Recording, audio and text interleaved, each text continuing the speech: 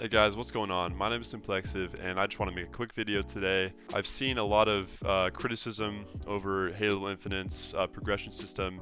The game released by surprise yesterday, which was really amazing. You know, no one was really, well, people were speculating, but it actually came true, which is awesome. Uh, and I've seen lots of reviews online saying basically like there's all these pros, right? They're like, the gameplay is great, the music is great, etc., etc. And then they're like cons. Customization isn't like it costs too much, or the progression system sucks. It's way too hard to level up, etc., etc.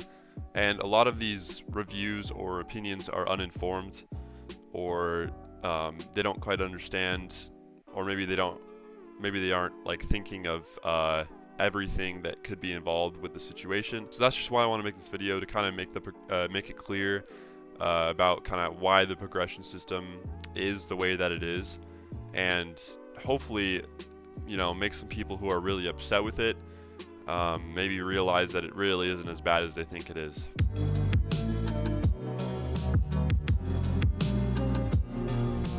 We are on the review page for the store page for Halo Infinite on Steam, and these are all the reviews. So these are some of the helpful ones, and there's some negative ones too that we can take a look at. And even a lot of the positive ones have stuff about,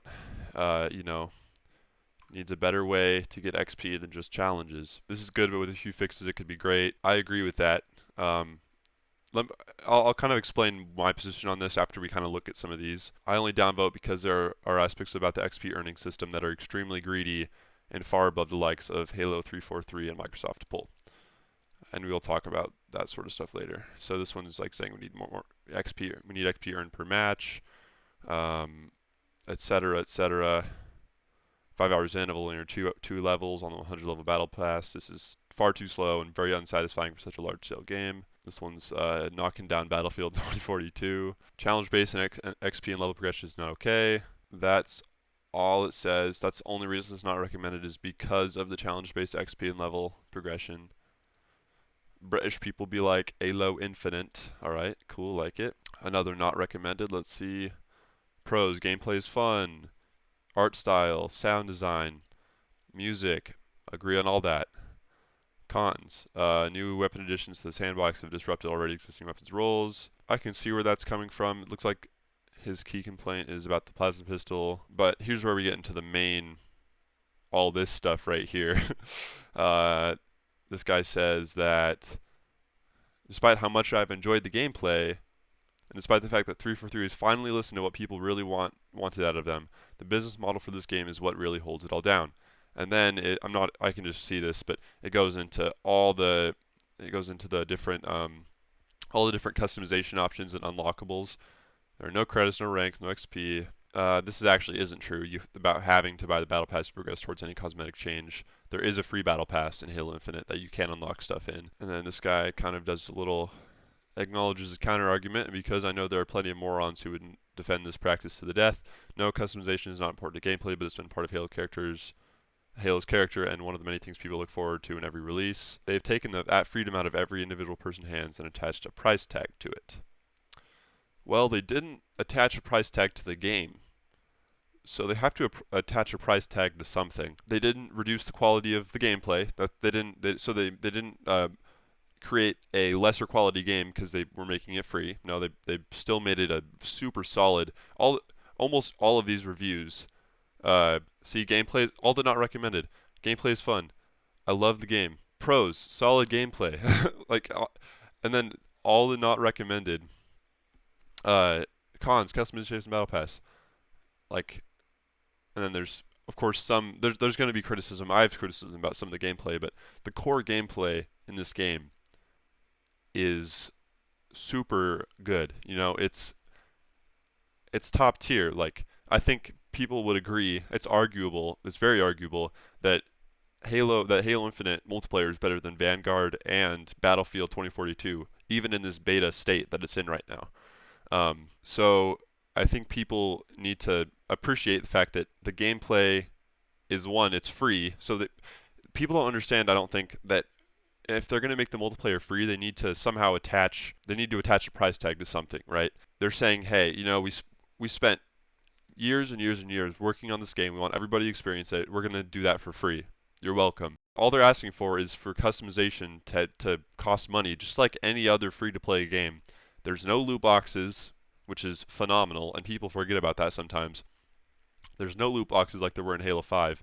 So that's already an improvement in my opinion. And as far as the battle pass goes, right, taking forever to get 100 tiers, this first season they announced that it's going to last actually around 4 months instead of 3 months like they originally planned, just so they can get all the content they want in it. That's 160 days for people to progress through the battle pass. So if people could get 10 and 20 tiers done in one day, there's 160 days till the next battle pass. And I honestly, for me personally, how difficult it is to level up, it almost makes the earning the armor more rewarding in a way, I guess. Uh, and again, there's customization options that are free. There's less of them, but you get to play the game for free. So those who want the customization options need to be prepared to pay a $10 for a battle pass that they will unlock within that 160-day time pretty easily. Most people probably got 2 to 3 tiers yesterday after playing like 4 or 5 hours, and 343 has already said that they're going to find ways to kind of introduce a more per match rank XP type thing, I believe. Let's go over to they mentioned something in Halo Waypoint a while back. So after the second tech preview, they released this article responding to all the feedback that they received. Feedback: desire for a career ranking system in addition to the battle pass. Yep. We're aware that there are some desired changes for a broader progression system outside of the battle pass. After last flight, we have adjusted our daily challenges to be more focused on a per match play model. So it used to be worse in the flights, but now they included the daily challenges they give you XP for every match played, and you have to play more matches to get more XP as time goes on for the daily challenges, but you are technically getting XP for every single match you play. And people say, oh, there's no XP for every match. Yes, there is. The daily challenges, sure, they get slower over time, but you're still getting XP eventually for playing matches, just any matches for the daily challenges. It's the weekly challenges that are more focused and are more rewarding. The one criticism I probably have, I think, with the weekly challenges is like I hate having to play modes that I just don't like playing, but the weekly challenges are the only way to like level up quickly. That's the main issue I have, but at the same time, I recognize they want to try to keep the different playlists populated, and by having challenges that you have to play those playlists to complete, it means that there are always going to be players in those playlists. That's why I assume they would do that anyways. While we explore those changes, which could be larger undertakings, we're also looking to faster options, such as ways to increase how frequently XP is given out via challenges, and potentially trying XP boosts to matches played rather than time. All right. Beyond that, there's been a large number of requests for an additional career progression system. We want this too, and it's our team's top priority. Building additional progression systems and improving the areas mentioned above are the live team's top priorities. So they hear your criticism. You don't need to keep mentioning it in every single review or commenting it on every single Instagram Halo post. They hear us. They're gonna implement a system in the future. It's not there right now. We're gonna have to deal with what's there right now. And I get that, and I don't love it, but I don't hate it either. And I know some people hate it, but those of you who hate it, it's gonna be fixed. So enjoy the gameplay. That's what it should be about. It's a fun game. Like Halo Infinite is a fun, free to play game. That's what we wanted. And I think everybody getting bogged down in the details of, oh, the progression system isn't good enough. Oh, we need levels other than the battle pass. I can see where you guys come from, and I partially agree with you on that. Like I said, I think we have to be happy knowing that they're going to fix it and it's on the way. And it's just kind of how it is right now. So, in summary, is the progression system perfect? No. Does it have to be? Well, considering how amazing all the other aspects of the game are and how it's still in a beta, not necessarily. What's important is that 343 hears us and our feedback, and they're working as hard as they can to make it better. until they do make it better, we need to just try our best to have fun with the game we've been waiting 6 years for without getting caught up in the little nitpicky details. We have a super solid Halo game in our hands, and I think we should realize that and be thankful for that.